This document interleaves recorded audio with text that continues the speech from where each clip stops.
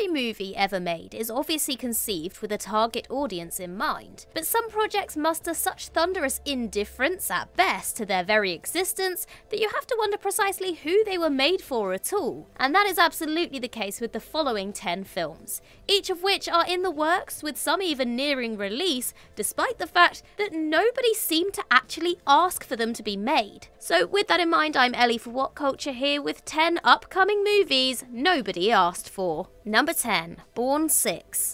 The Bourne franchise certainly had a good run, releasing 5 movies over an almost 15-year period, which collectively grossed more than $1.6 billion and were mostly well received, especially the one starring Matt Damon. Despite the series seemingly winding down with 2016's Jason Bourne, however, last year it was confirmed that a 6th film was in development, with Edward Berger tapped to direct and Damon being courted to star once again. Except the Damon starring Bourne movies have had 2 distinct endings already, in The Bourne Ultimatum and Jason Bourne, so dusting the character off yet again can't help but feel insanely desperate. There's a point where creatives need to just let it go and accept that the good thing is done, because the mediocre Jason Bourne already made it abundantly clear that the franchise was running on fumes. This isn't to say that a 6th Bourne can't be good, but isn't basically everyone content with the IP being over? We got some quality action flicks out of it, some less good ones as well, and that's that. Number 9. Dodgeball II.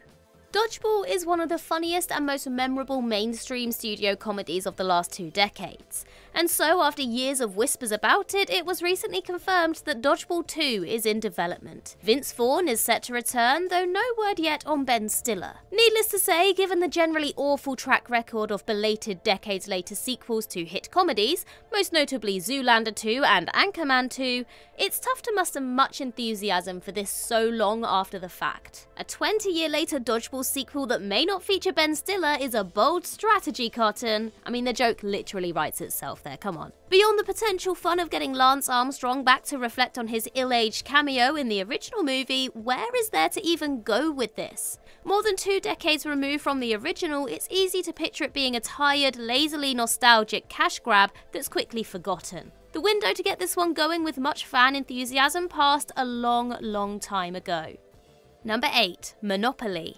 With Monopoly being one of the most iconic board games in history, it's perhaps not terribly surprising that Hollywood has been trying to adapt it for more than 15 years now. In 2008, Ridley Scott was attached to direct a version that never came to fruition, and in 2019, Kevin Hart was announced to star in a new take, which also ended up fading into nothing. Earlier this year, however, it was revealed that Margot Robbie is now developing her own Monopoly adaptation. And though Robbie's recent Barbie movie was a phenomenal success beyond any expectation, does that mean the world really needs more features based on toys/board games? It was an awful idea when Ridley Scott and Kevin Hart wanted to do it, and even with a post-Barbie Robbie involved, it's not much more appealing. This is a classic case of Hollywood learning the wrong lesson from a movie's success and hurriedly attempting to replicate what Barbie pulled off. How about taking all that time, effort and talent and investing it in a project whose existence actually makes artistic sense beyond merely printing money, huh?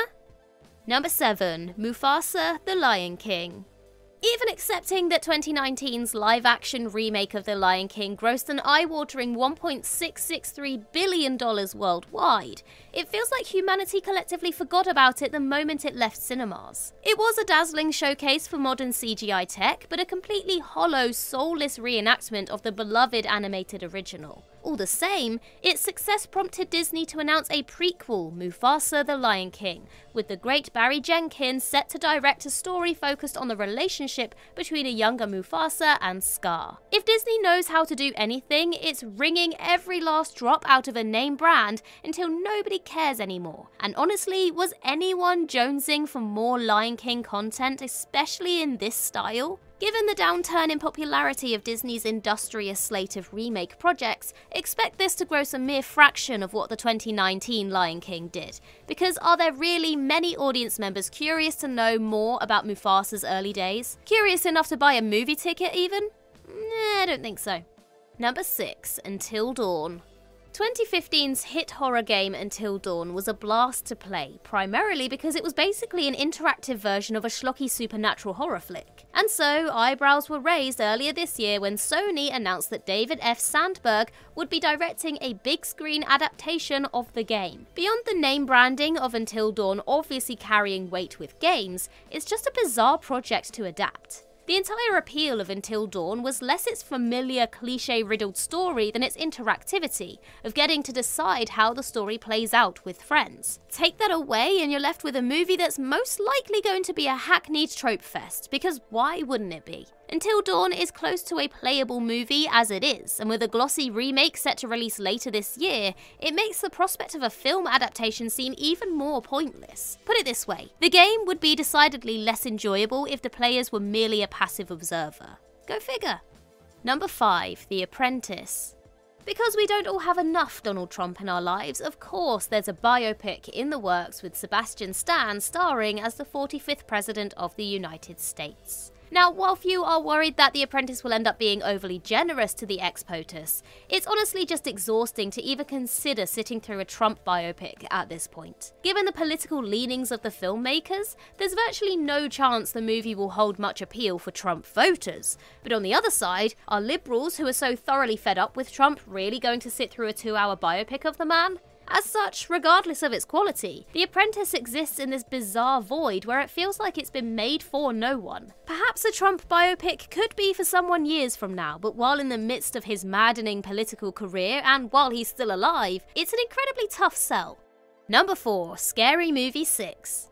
It seems like the world collectively agreed that they were done with the Scary Movie franchise after the 5th film came and went without much fanfare in 2013. But it was recently confirmed that a 6th movie is currently in development with the intent to release next year. There's no denying that the parody genre is basically dead and buried at this point, in large part because the awful glut of Friedberg and Seltzer films, Epic Movie, Meet the Spartans, and so on, made everyone tired of it. And beyond that, social media platforms like Twitter, Instagram, and TikTok have made it easier than ever for talented comedians to post decidedly smarter, bite-sized movie parodies online for people to watch for free. By the time a new parody movie can be produced and released, the jokes have already been made online by thousands. As such, you have to wonder who the audience even is for a new scary movie, especially if neither Anna Faris nor Regina Hall are involved. On the plus side, there's almost zero chance it's worse than Scary Movie 5. Number 3, The Twisted Childhood Universe. Last year's Winnie the Pooh Blood and Honey defied atrocious reviews to generate a solid profit at the box office, enough that Jagged Edge Productions announced not only a sequel but development of a wider cinematic universe. The Twisted Childhood Universe, also dubbed the Poohniverse, will encompass a glut of horror movies based on legendary childhood characters, including Bambi the Reckoning, Peter Pan's Neverland Nightmare, and Pinocchio Unstrung. But even accepting that the recently released Winnie the Pooh Blood and Honey 2 fared far better critically than its predecessor, any residual charm of this whole endeavour is likely to wear off in record time. Those amused by the novelty of seeing icons from beloved Disney films reimagined as murderous monsters are likely going to lose interest after another movie or two. And so if this planned universe indeed plays out to completion, it's going to end up existing in spite of basically everyone else. On the plus side, at least the movies are produced cheaply enough that nobody's going to lose a fortune on them. All the same, the filmmakers are taking what was a mildly interesting idea for a single picture and running it into the ground with a franchise nobody wants. Number 2, 4 Beatles Biopics. With musician biopics apparently being in vogue once again, it was just a matter of time before Hollywood finally made one of the Beatles, and frankly, why the hell not? But because the film industry is innately programmed to take an interesting idea and squeeze it dry, of course we're instead getting a 4-movie biopic project with a single film focused on each of the band's members. Back in February, it was announced that the great Sam Mendes would be directing 4 movies based on the lives of Paul McCartney, Ringo Starr, John Lennon, and George Harrison, each of which are tentatively set to release throughout 2027. But honestly, are cinema goers really interested enough in the Beatles' own individual stories to shell out 4 times in a single year, no less? This exhaustive approach would be much better suited to a TV series, because cinematically, nobody was asking for 4 separate movies in place of a single epic group biopic. It will be the least shocking news imaginable when these films collectively underperform at the box office, no matter their eventual quality. Number 1. The Crow. Sometimes when a movie takes so long to get made, it's a sign that the universe, or rather people, don't want it to happen. Or at least they don't want it to happen like this. A remake of Alex Proyas' superb The Crow, itself an adaptation of James O'Barr's work, has been in various stages of development since 2008, with numerous actors attached to portray Eric Draven, including Bradley Cooper, Luke Evans, Jack Houston, Tom Hiddleston, and Jason Momoa. Well, The Crow remake is finally releasing this August, with Bill Skarsgård starring as Draven and Rupert Sanders directing. There was already an overpowering feeling of why from fans of the original, and that was only exacerbated when the first trailer recently dropped. The original's heightened sense of style has been replaced with an overly clean, crisp digital look. The Crow's new design looks not great, and it feels like it's trying way too hard to imitate both Joker and the John Wick movies. Both Proyas and the comic book's creator O'Barr have been pretty firmly against the idea of a remake, and considering what's being served up in a few short months, it's tough to blame them. Expect this to come and go in a flash, being confined to the trash can of history in short order, while the 1994 original lives on as a bona fide cult classic.